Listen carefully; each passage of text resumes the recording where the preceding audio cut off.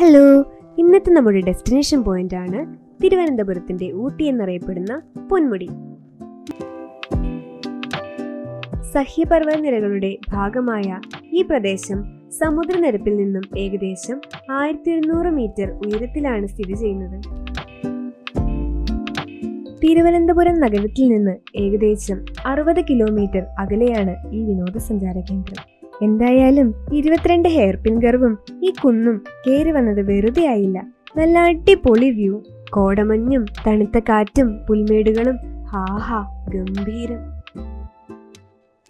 വർഷത്തിൽ ഭൂരിഭാഗ സമയവും ഇവിടം മഞ്ഞാൽ മൂടിക്കിടക്കാറുണ്ട്.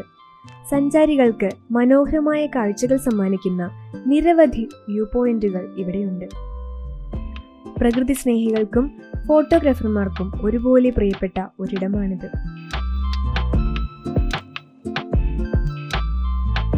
കോട്ട് സൂക്ഷിച്ചോ, ഒരവസരം കിട്ടിയ കാറ്റ് കൊണ്ടുപോകും. ഊതിപ്പറപ്പിക്കുന്ന കാറ്റിന് തടുക്കാൻ കെട്ടുള്ളത് നോക്കി കൊണ്ടുവരണം, അല്ലെങ്കിൽ ഇങ്ങനെ ഇരിക്കും.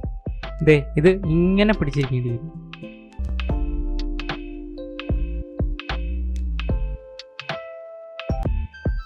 അങ്ങോട്ട് നോക്കൂ.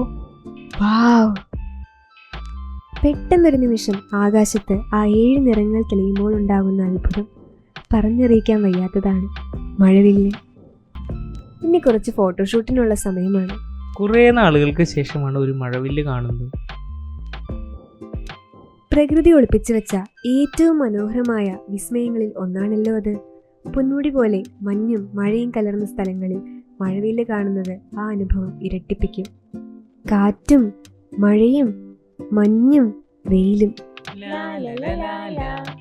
ഇനി നെക്സ്റ്റ് വ്യൂ പോയിന്റ്, കോടയുടെ ഉദ്ഭവസ്ഥാനം എന്ന് തോന്നിപ്പിക്കുന്ന ഒരിടം. മഞ്ഞു മൂടിക്കിടക്കുന്ന കുന്ന്. പൊന്മുടി, സ്വർണ്ണ കൊടുമുടി അഥവാ ഗോൾഡൻ പീക്ക് എന്നാണ് ഈ പേരിന്റെ അർത്ഥം. സൂര്യോദയ സമയത്തും അസ്തമയ സമയത്തും സൂര്യപ്രകാശം മലനിരകളിൽ പതിക്കുമ്പോൾ കൊടുമുടികൾ സ്വർണ്ണ നിറത്തിൽ തിളങ്ങാറുണ്ട്.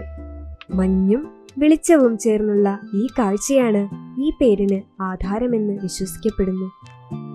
ഇനിയും നിരവധി വ്യൂ പോയിന്റുകളുണ്ട്.